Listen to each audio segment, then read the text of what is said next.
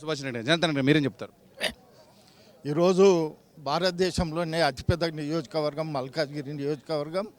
ఈనాడు తెలంగాణ ముఖ్యమంత్రి ప్రాతినిధ్యం వహించిన నియోజకవర్గంలో ఇంత వ్యతిరేకత ఉందంటే ఒకసారి ప్రజలు ఆలోచన చేయాల్సిన అవసరం ఉన్నది. ఎందుకనంటే ఈటల రాజేందర్ గారు తెలంగాణ ఉద్యమంలో కీలక పాత్ర వహించినటువంటి వ్యక్తి.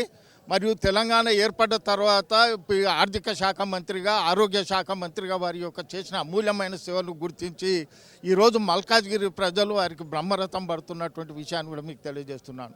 ఈరోజు మోడీ గారి యొక్క నాయకత్వం భారతదేశానికి అవసరమనే ఉద్దేశంతో ఈరోజు మల్కాజ్గిరిలో అతిపెద్ద నియోజకవర్గమైన భారతదేశంలోనే అతిపెద్ద నియోజకవర్గం.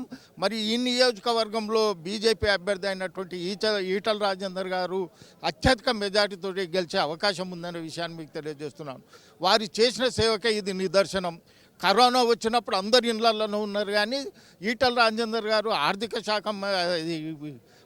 హెల్త్ మినిస్టర్గా ప్రతి హాస్పిటల్ సందర్శించి వారి యొక్క బాగోగులను తెలుసుకున్నటువంటి వ్యక్తి.